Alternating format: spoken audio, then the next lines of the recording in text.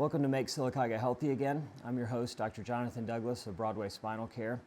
And today we're talking about how one thing leads to another, about how bureaucracy exists to feed a system and a process. But the problem is that there are kids in early learning centers who depend upon the bureaucracy to feed them. And it's probably not some giant government conspiracy theory that they're getting poor quality food. It's more likely it's outdated systems and budget constraints. We're going to talk to an expert today about the limitations of feeding our kids who desperately need something good, not good things, and working within that system. Stay tuned.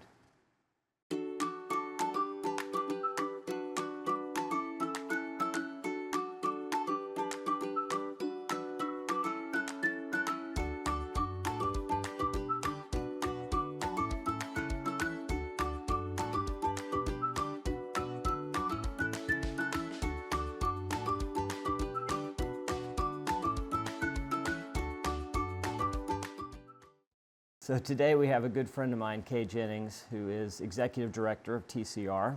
Good morning. Good morning. She has devoted her life to helping kids in early learning do better. And there are limitations on that we're going to talk about today. How many kids do you service at TCR? If we look at it as an agency, we serve 750 children in 6 counties. Okay. And how many meals would that equate to? Do you have any idea? Well, to do the math, I did not do the math on that, but what I did do the math on is that we serve breakfast, lunch, and a snack. So they get 3 types of something at our center a day. Okay. Have to serve milk twice a day. And then we have to follow the 5 food groups that is listed within USDA. But we serve we get reimbursed $8.01 for each child that is there all day that gets all 3 of those services. So you get $8 to buy food? Is that the way it works? Yes, you get with a USDA contract. So anyone who is, not all child care, let me go ahead and say that, is required to participate in the USDA food service program. As a Head Start contract, we are required to participate in that. That's one of the requirements. So we have to do roll every morning. We have to keep up when a child gets there, when a child leaves, and how we can claim that back to USDA. So the USDA then reimburses you in some way? Yes, we get reimbursed. It's the child adult. It's the CACFP, Child and Adult Care Food Program. Which is the most bureaucracy we could talk about. So we've got this whole system already where they're making you have food that you can't even get the amount of money that would pay for the food, right? I mean, $8, you can't, 3 meals, basically, that we're having to do with $8. So that's bureaucracy, number one, right? And then they're also going to require you to do the things or provide the food that they allow. That's correct. The USDA sets what you have to have. So they're giving you a limited budget. And then also where does the food come from? We have to make a bid. So with all federal contracts, you have to get a bid for services if you're purchasing something with federal dollars. Okay. Now, our USDA, you have USDA at the federal level, and then it comes down to the state level, and then the state pays the school systems, Head Start, participating child care programs. We get that fund through the Department of Education. Okay. Those funds, I should say. So, I'm sorry, I lost my train of thought. Ask me the question. That's all right. So we're talking about where do you buy the food? How do you said you bid it? Okay, so it's a bid process. So basically, you have to send out every few, I think it's 3 to 5 years, a bid to say, we want to buy groceries, because you've got like Wood Fruititure, you've got all these different delivery companies. Right. And then you have to accept, you get 3 bids, then we're required in our contract, you have to accept the lowest bid. Okay.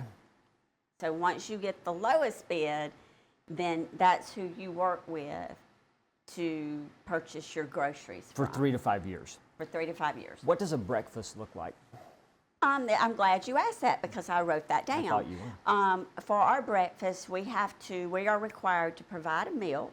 a grain or fruit or a vegetable. Now, we're going to say that we most of the time provide a fruit in the morning. Sure. Lunch looks like a milk, protein, grain, vegetable, and a fruit. Okay. And then your break is a fruit, a vegetable, or a grain. Okay. But breakfast, you have 3 components. Lunchtime, you have to serve all 5 components. And then at break, the little snack, it's just 1 component. What is a fruit? A fruit can be peaches. Are these peaches that come out of a can? And that's where I was about to go, peaches Okay. out of a can. Okay.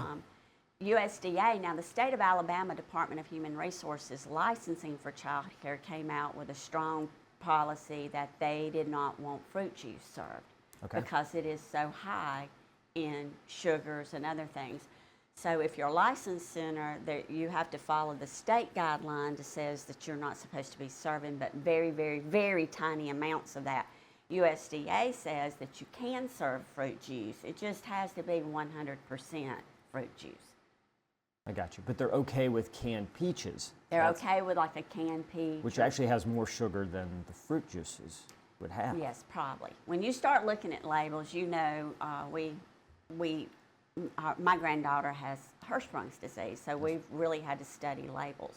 So when you start looking at labels, it's scary because she's very limited. She doesn't get fruit juice. Sure.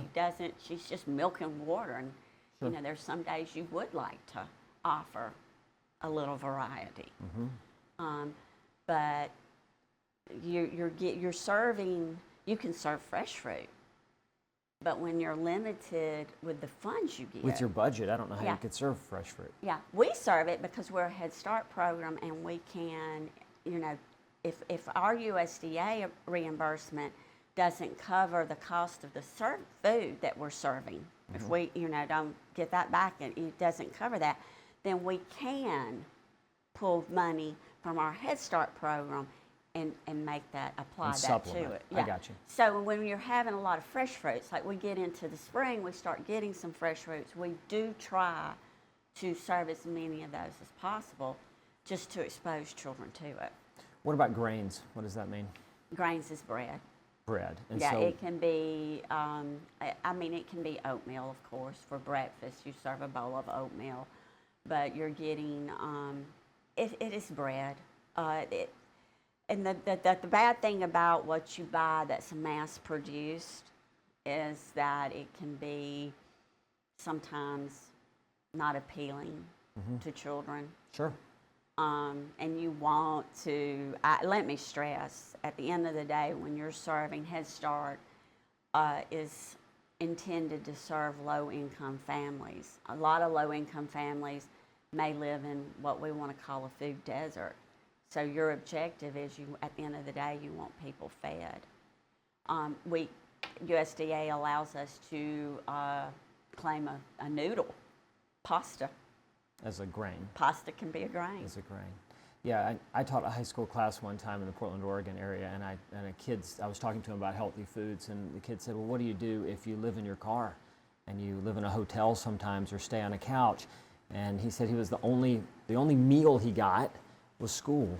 And so he said at summers he didn't know where his next meal. So the food you're talking about, this is not just supplemental food for a lot of these kids. A lot of these kids, this is a big part of their nutrition, correct? I think it would be a huge part of their nutrition because where we're being faced with President Trump's big beautiful bill, he's removing a lot of social services that are available to families. I don't think that when you're talking about SNAP benefits, that those benefits have increased according to the price of a gallon of milk, right. dozen eggs. You know, those kind of things have increased dramatically, whereas the SNAP benefits has stayed somewhat stagnant.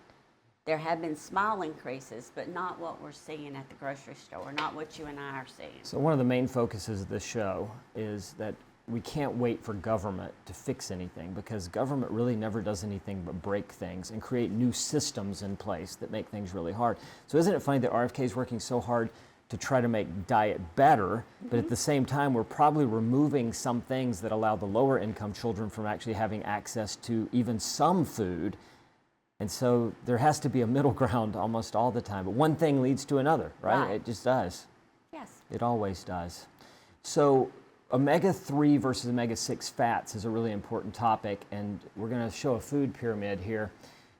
So if omega-3 fats are the type of fats that we really need to be taking in on a regular basis. They feed our brain. Most of the food that you're talking about, so peaches in sugar, grains, milk that's low quality milk, so is it skim milk or what do you have here? Well, the amazing thing about us is that we live in a dairy desert. Okay. So there are no dairies close to us, so Okay. we are having to buy to serve our children shelf-sustainable Okay. milk. If you are from birth to 1, you get whole milk. From 1 to 2, you get 2% milk, and then from 2 on, you get fat-free. You have to serve 1% or fat-free Okay. milk. Okay, so to translate that, what she's saying is that there's no omega-3 in any of this. The entire meal, we've got all omega-6 fats, which is arachidonic acid, and arachidonic acid is pro-inflammatory. It does not feed your brain. It's going to encourage things like attention deficit issues. You can see that the ratio, most people run at about a 20-to-1 ratio of 6 to 3, where we should be at 1-to-1 up to 4-to-1 for what they call a healthy ratio.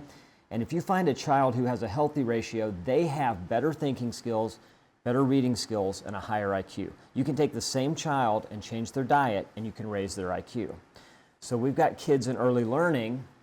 This is the one with higher brain power. We've got kids in early learning who are there and desperately need to have the ability to sit and read and learn these skills. Mm-hmm. And then the food that's being provided does not feed their brain and does not allow them to settle down the way they need to eat.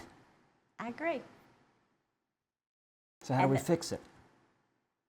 I don't know what the solution is. I know either. the solution is greater than you and I think. I agree with that. There are some grants out there that you can apply for, that you can do gardens, you can do, you can do fresh food and those type of things. We have to be careful and I don't want to go, even speaking with people yesterday about eggs, there's some scrutiny with USDA of, things have to be pasteurized before they go to a child. They have to be, all this stuff has to be done so that you're ensuring that a child will not get sick. But you can't tell me that it's better to have pre-made eggs Can't. than it would be to have fresh eggs. Vegetables, you can get grants to grow a garden, but as we all know, the gardens, you plant them in the spring and they're ready in the summer, and for our Head Start program, your children are out then. Yeah, of course. Of course. I mean, you look at what we do with school food pyramids, and we feed them none of the things that are going to feed their brain. And the other thing on eggs is pasteurizing bad enough probably, but then they feed those chickens corn, and if they feed them corn, then those are all just omega-6s. So those eggs aren't high quality. They can't be if they're mass produced.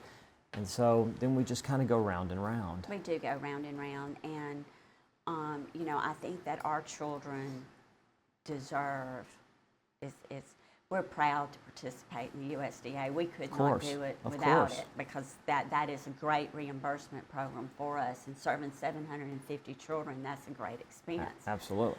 So we're proud to have it. But as you mentioned with Mr. Kennedy, is that, I know he's going in and he's wanting to say, let's make America healthy again. It's just, where do you... To reiterate, where do you start? Because we are so bogged down in just it's just politics. I don't even want to call it politics. It's just red tape. It's a system. It's just the a black system. and white. You can do this. You can't do that. You're afraid to try something because if you violate something, or you get out of the contract or some way, then you have someone coming back and saying, "Oh, you did a no-no. You're in." You could lose your contract. You could do this. So it's hard. It's a juggling act. and, Sure. and you have to live within those barriers. Because you've got people like you who really care and understand it's a problem and really want to fix it, but your hands are really tied by the system. Right. Yeah. Yeah, which is why I think it's important what we're doing here on this little show and in Sylacauga, because it's going to take communities coming together to make this work. And to leave you with the song lyric today, we have heaps and heaps of what we sow. So we have had a system of subsidizing corn and soy and sugar and just pure junk, and our entire government system for farmers is set up for us to have that happening. And that's led to the food pyramid, which has led to everything that Kay is talking about today. So I really appreciate you being on here today. And it's eye-opening, because these are the kids who need the best food. If there's anyone who needs to feed their brain, it's these kids in the early learning. And they're the ones who are getting the worst, and it's the government that's providing it. And I think the government's trying to do a good job. I think they really, people are in the system thinking, I really want to get something to these kids so they have something to eat. Right. But we're really starving them in some ways. So I hope this helps a little bit with that, and we'll keep working on the solutions. We'll see you Thank next you. time.